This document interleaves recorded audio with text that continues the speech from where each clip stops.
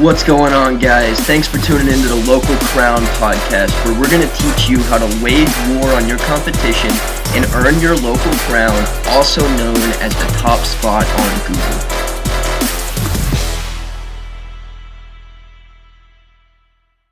What does Limitless mean to you?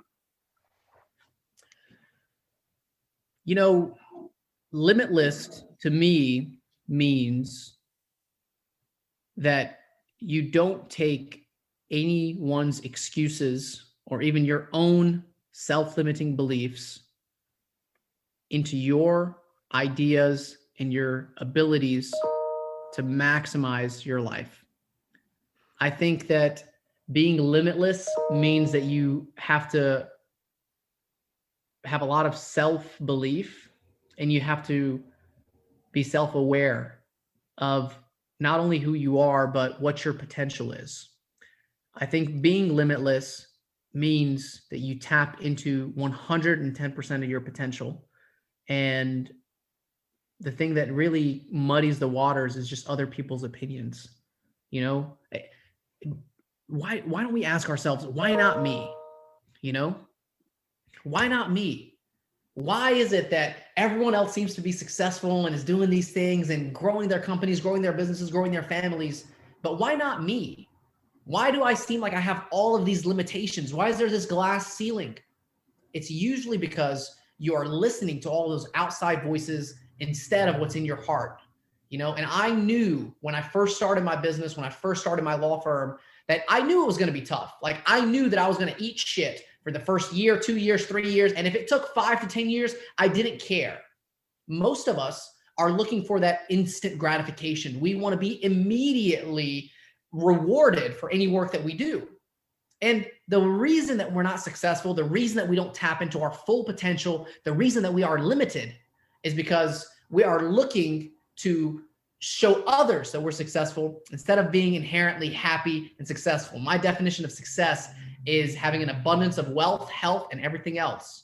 And the reason that we're not successful, or we don't really feel like we're tapping into our full potential, is that we care too much about what other people. And so what other people say, what other people do. And so if you want to be limitless, forget about what everyone else thinks. Just focus on what's in your heart. Have a deep self-reflection. Make sure you're self-aware of who you are and the persona and the vibe that you give off everywhere you go. Because there are people that when they walk into a room, everyone feels it. Everyone knows that this person is there. And if you just imagine yourself and think, okay, how do I create the image or the persona that when I walk into the room, everyone knows who I am and everyone can feel that energy? It's because you have to elevate that energy from within. Being limitless to me means that you have that unlimited energy and unlimited potential. I love that answer, man. So is there anything that you do day to day to keep your energy up at that high level? That's a really good question, man. I mean, look, I'm not always high energy. I'm not always on point. I'm not always feeling like I want to get the work done. What I can't do it every single day. To be honest, I don't show up every single day. I do it by the minutes and by the hours, and just do it one piece at a time. I don't even take it one day at a time. I take it like one task at a time, you know? And so I feel like every one of those little tasks is a win. For me, if I wake up in the morning and I drink 2 bottles of water and it's a quarter of a gallon, that's a win. If I wake up a little early and I drive to the mosque and I spend 15, 20 minutes in prayer and supplication and giving thanks and being grateful for my life and for my family and for everything that God has given me, that's a win. If I can make someone else smile and I can make my wife happy for some random reason, or if I can, get my mom to laugh about something, or, tell my dad something that makes him feel good, that's a win. I don't dominate every single day. I try to dominate every little task. And so my only piece of advice there would be just, instead of trying to take things on a 5-year or 10-year or a lifetime plan, just focus on what's right in front of you. Be present where your feet are, and if you have 5 minutes to call someone and tell them that you love them and make them feel good, you will never regret making someone else happy. making someone else feel good. And so I keep that energy up by feeding off of other people's energy. When I see other people happy and excited and pumped up, like that's what gets me going, man. Like I'm a people person. If I see other people get excited and when I see your eyes light up, I know that I'm doing something exciting and that like I can feel that energy growing within you. And I just feed off of that. That's how I keep my energy up. And sometimes, you know, all it takes is just elevating the energy of one other person around you. And the closer they are to your heart, the closer they are to you and to your life, the more you're going to feed off of that energy. I love that, man. Like, and that's honestly advice that I think a lot of entrepreneurs really need, because we tend to not really think about those relationships. We get too tied up in everything that's going on. We don't think about the relationships around us. We don't think about the little things that we could be doing for ourselves. And a lot of the time that stuff kind of just gets swept under the rug. And as entrepreneurs, I feel like we kind of need to do better with that. Man, I think that, look, I was listening to this club the other day on Clubhouse. I was in a room and it's funny because I was talking to my wife about this too. And the topic of discussion in that room was, you know, how to preserve your energy. And I think a lot of people assume that preserving your energy means that you shouldn't go all in on certain things. You can go all in on certain things. In fact, you can go all in on everything. You just can't do that 24/7. You know, if I want to go all in on the next 30 minutes for lunch or breakfast that I have with my wife, I want to be there. I want to be present. I want to laugh. I want to have a great conversation. And I want her to know, hey, look, right now it's 100% your time. If I have a morning meeting with my team, I want to be all in on that meeting. If I represent a client and I know that this conversation, this case is going to make a huge difference in this person's life, I'm going to be all in on that case, all in on my work. And so we think that preserving your energy is not giving everyone your full potential, when it's the exact opposite.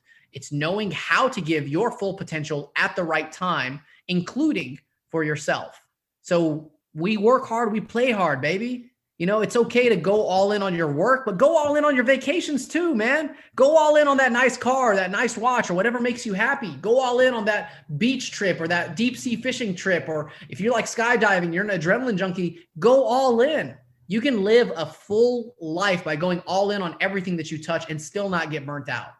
That's the difference, man. I think low-level entrepreneurs think that I need to categorize my work balance. I have to have a work-life balance. My work goes here, my life goes here. It's all one life, and work is a major part of that life, but it doesn't always have to be that way. You work really, really hard and go all in on something for 5 to 10 years, and you live like most other people couldn't even imagine for the rest of your life. Isn't that a fair trade? No. Instead, the low-level entrepreneurs and the low performers think, oh, well, I can only give 30 to 40 hours a week for the work part of my life, and that's it. I'm not going to focus on anything else. What ends up happening is that you are living for the weekend. You're living for those nights. You're living for the time where you can kick back and relax and chill with your boys or hang out with the girls. And you just end up living a life of mediocrity. And the energy that you feed off of is the energy of mediocrity around you. That's the difference between low performers and high performers. High performers, the highly successful people, are all in on the things that they are doing right now. You know, and I think that personality trait of kind of being like, you know, when you say I have an addictive personality, or hey man, you know, when I'm an extreme person, when I do something, I do it all the way. I think that's how high performers are, and that's how successful people are. I haven't met a successful person yet that, and they don't have to necessarily portray it in their loud voice or their ostentatious mannerisms. It's more just when it's about work, they're all in on that work and they don't mess around with that money. They're serious about it. And so you should be serious about your work too. You shouldn't think that it's just the 30, 40 hour a week or 50. I don't know about you, man, but did you ever calculate the amount of hours that you worked and say, oh man, I put in 60 hours a week. Whoo, tough week. No, man. I don't look at my hours. I don't care about my hours. All I know is I have 168 hours in a week. And at some point, I'm going to have to sleep a little bit. I'm going to have to eat a little bit. But the rest of the time, everything just kind of mixes in, you know? Like, and that as an entrepreneur, some weeks are going to be 110 hours working. And some weeks are going to be 0 because I'm just hanging out and, you know, chilling with my family, going on vacations. I want to be all in on everything that I do, man. I don't know about you, but that's how I see how entrepreneurs and like high performers, and you interview a lot of people. So I mean, you can give me your perspective on this too. 100%. And honestly, I love how you talk about going all in, but yet you also mention that you're not going to get the instant gratification. It's not going to happen overnight. Like, you're going to have to put the hours and put the time in. And I had a conversation with a mentor of mine a while back, Andrew Finnefrock, and what he asked me, I was trying to make something happen a lot faster than it really needed to or could happen. And he told me that if I could change it overnight, if I could make it happen right now, then it could go back right now just as easily. And do I really actually want that? And that's honestly a conversation and a thought process that I wish that I could have realized 3 years ago when I started all this. You know, I love that you brought that up. I think it takes exactly as much time to lose something as it takes to earn something. And nothing is more obvious than that when it comes to working out in the gym. If you grew up middle school, high school, college, and you always working out in the gym, and you always, you know, were a gym rat, exercising, lifting weights, running, and you had a very athletic upbringing and lifestyle, people look at you now, whether you're in your 30s, 40s, or 50s, and they're like, man, how did you get back in shape so quickly? Or how can you still hang with these young bucks? And how can you do this? Because of that muscle memory. That 15 years or 10 years of investment didn't just go down the drain. The same thing applies with entrepreneurship and running your business. If you get rich in 6 months and before that you hadn't done anything else and you just happened to be very, very lucky, you took that 6 months and you became a millionaire, the likelihood of you losing all of that within another 6 months is very, very high. The reason that a lot of people that I find are successful isn't because they were very, very, how do I put this? It wasn't that they were very lucky in a short amount of time. Those aren't the really, really successful people. The successful people are the ones that got good at one thing and kept going and going and going. And they were very consistent. The consistency is what wins. And so if you're looking for that instant gratification, just know the likelihood of you losing that thing in that short amount of time is very, very high, because just as long as it takes you to win something, you can lose something. And so that's why those diet and exercise pills don't work. That's why going on a 7-day detox doesn't work. That's why doing your keto diet for 2 weeks or 2 months doesn't work. That's why targeted ab exercises or get rich quick schemes or, you know, trying to build a house in 3 weeks by yourself, it doesn't work. That thing's going to tear down just as quickly as you thought it was to get it completed. So my superpower is that I don't care about instant gratification. When I learned how to let myself earn something over time, and it's so empowering, honestly. It's so empowering to know that I can buy any car that I want. I can, you know, at this point I can go and write a check for not a huge jet, but a small jet. I can, you know, pick out any watch or piece of jewelry or whatever. I can travel to anywhere in the world. I can take months, if not years off at a time, but I choose not to do that because I know that there's more to this life and there's more to my potential, you know? So when that time comes, 3 years down the road, 5 years, 10 years down the road, when I say, all right, now it's time to go ahead and buy that car that I've always wanted or that really, really cool watch, it feels so much better because I did it the right way. You know, they say that if you can't buy something twice, then you can't afford it. Well, I think if you can't buy something 10 times, then you can't afford it. You know, if you can't buy something with your passive income, then you can't afford it. You're exchanging your hours for material objects. That's not a good idea. That's not a sustainable business model. You know, it's not like a life plan that I want to have. I want to do it the right way, and delayed gratification is that key. Absolutely, man. I love that we were able to touch on that. I wish I would have understood it a lot sooner, but